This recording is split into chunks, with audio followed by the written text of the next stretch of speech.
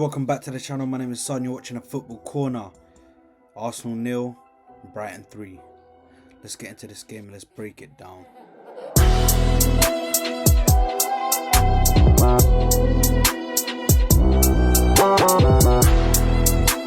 you're new to the channel, make sure to like, share and subscribe and let me know down below what your thoughts were on the game.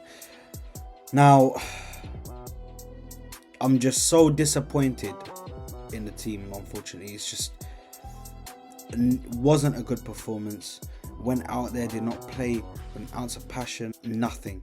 We just went out there, we were just 11 men on the pitch, didn't really put any fight into that game, and for me it didn't go our way. Started off with Brighton holding in possession. You know, in games they do tend to dominate possession and really just dominate their opponent, and for us it was no different.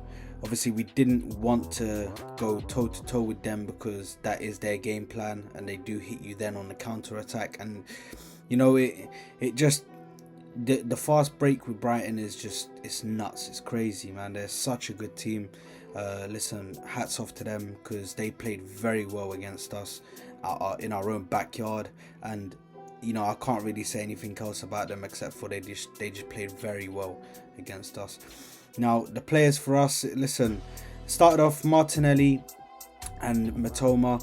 They had that little run in where Martinelli basically shouldered Matoma in the face, and it wasn't given as a card. There was no card given, luckily, but in my eyes that was definitely a challenge that was worthy of a card. A yellow card, could have even been a red card. But yeah, Martinelli was never getting to that ball. It was Matoma's every day of the week, and he just threw himself at Matoma, and it was reckless, it was dangerous. So listen, I know times get tough and you got to do what you want to get what you can. You got to do what you can to get the ball, but listen, harming the player is not worth it. And then listen, Brighton did get their own back. Caicedo comes in again with a challenge and injures Martinelli, and we've now heard that Martinelli's out for the season. He will be back for pre-season, but for the remainder of the games he's not going to be available for those games. I think it's Nottingham Forest and Wolves left anyway, but yeah, for the remainder of those games he's not going to be available. Now listen, apart from that, performance was lackluster. They didn't go out there and play their game. We didn't go out there and play how we normally play. Yeah, we went out there and the performance was pathetic. If we were to say one word, it was pathetic. I'm sorry, but it wasn't an Arsenal performance from this season. I mean, ever since Liverpool, I don't know what's happened to us. I don't know what's happened to the team, to the morale within the squad, but it just seems like something's wrong. Something is wrong with this team. I don't know. Now, with this loss, we've definitely thrown away the title. There's no possible way that we can get a win back. There's no possible way that we can possibly win the title if Man City drop points against anybody now. And yeah, for me it's over. It was over anyway, to be honest. I was just sitting there believing in false hope, you know. So listen, it's over now. We just need to move on, just focus on these last games, just play them out, and yeah, we just need to go into that next season. We need to strengthen and make sure that we're getting the right players in, so when we have players that are injured, we're not left in these same positions where we're missing key players and it completely throws off the team. We need, if one player is injured, another player just as good comes in. You know, that's the level we need to try and reach. I know it's not going to happen overnight, but within the next 2 to 3 years, I do hope that we can reach that level, and I do believe we can. If we're in the market and we're doing things the right way, getting the right players in, I'm sure we can. We can definitely hit those levels of having a player on the pitch as a starting player, and we have reserves and subs players that can come in and still put in a shift and be just as good as the starters. Now the goals, listen, first goal, Kivior gets his foot stepped on. Now, I'm sorry, but I'm going to be a bit harsh here, man. You cannot be going down like that. Play to the whistle. Don't play and then you get hit. They take off your boot and then all of a sudden you're going down to put your boot back on. What are you talking about? Focus on the game. Focus on what's happening. There's a guy right behind you. What did you think? That someone was going to pick him up while you go down to put your boot back on? Like, come on, man. That's a big mistake. That's the first mistake that he's made, and it's a very big mistake this game. That's what set them off. It doesn't help that Ben White on that right hand side was just getting absolutely mullered. Every time they'd come up against him, it was nuts. Tierney on the other side, Mitoma was on that side, but he had no luck with him. Tierney was holding them down every time, couldn't get past Tierney, so they switched sides, and then Ben White was found out to be the weak link, unfortunately, in that defense when Mitoma came over there, because it was just attack after attack after attack on that left side, and every time Mitoma was getting space and finding space in behind and just really terrorizing Ben White, unfortunately. And you know, it was a poor game.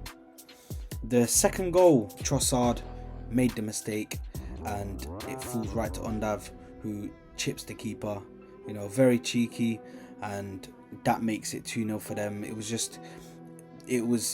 There was no communication, no one was communicating, no one was speaking, the ball was passed, and then Trossard, just not thinking, literally just kicks the ball so quickly, and then it bounces off a Brighton player and then goes over to Undav, and then bang. The finish was hard, but listen, it just landed to him right there. Opportunity fell right in between his feet. And yeah, it was so poor from us for that second goal. And listen, third goal, what can I say? Ramsdale mistake again. Listen, if we're going to be at the top level, we have to speak about this. Ramsdale, he has to do better in these big moments. In these moments where it's clutch moments, he has to do better. And to be honest, I know that this season he has been a saviour for us multiple times. So I believe that he can do it. He just needs to make sure not to get too flustered, not to get too confused, not to just flap his hands at the ball. Like, focus, think about what you're doing, and you know, just make sure not to do stuff like that, because when you parry it off to another player like Estupinian, he's going to put that away. He's not going to sit there and miss the goal. And that was such an easy goal for Estupinian. So, you know, that made it 3-0. And overall, listen, Brighton, they came out, they did the job. De Zerbi said this anyway. He said after that Everton game, you will see the real Brighton at the Emirates. And we saw the real Brighton. But I can successfully say that we did not see the real Arsenal at the Emirates. Now, for me, listen, attack overall, it was poor. Attacking play wasn't really for us in this game. Nothing was going our way, and you know, there was countless amounts of times where Tierney was making these attacking runs on the outside and not receiving the ball. I think we used Trossard's shot that went over as an example. Tierney made an amazing run around the outside and was there for the pass, and instead of passing, Trossard took the shot. Now, passing to Tierney might have been a better option because we would have been able to get the goal, and then that maybe would have changed things, because I believe it was 0-0 at that point.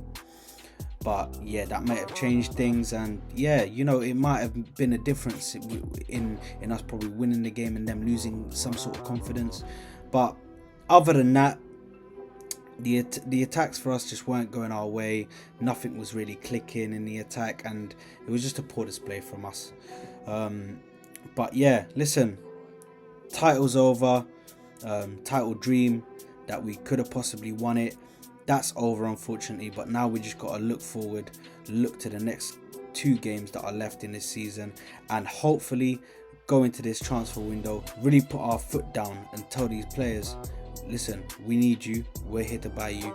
Go to these clubs, come in there with authority and tell them, listen, this is what I'm buying them for, this is what I want these players, give me them, bang. bring them to the Emirates, because we need to be going for top talent now. We're in the Champions League, so we can't be bringing in maybes or future players. We need players now, because this is the Champions League. Some of the players that you want to bring in for the future, they won't be able to play in the Champions League because you're playing against the best. That's why it's called the Champions League. But listen, we'll get to that in the next season. As for now, listen, poor end to the season. Unfortunate that the boys couldn't go all the way, but we move. I'm not gonna get too upset, not too mad. I had to take some time before I made this video, just because it was, listen, it was emotional, man. It was emotional, like the way it just ended. Listen, we've bottled this league in an incredible fashion. 93% of the season we're at the top, and we bottled the league. Like, you know what I mean? It didn't go our way. Just really poor performances at home and away, and we have ourselves to blame, because really a lot of people played factor to it, but it's not just one person solely. Let's just not blame one person. We need to blame everyone as a collective, because listen, there's no I in team, man. So it's unfortunate, but we move, guys. So as before, listen, like I said, make sure to like, share, subscribe to the channel, hit the bell notification so you're notified every time I upload a video. And guys, I will leave you till next time. I love you all. Come on, you Gunners. See you later. Bye.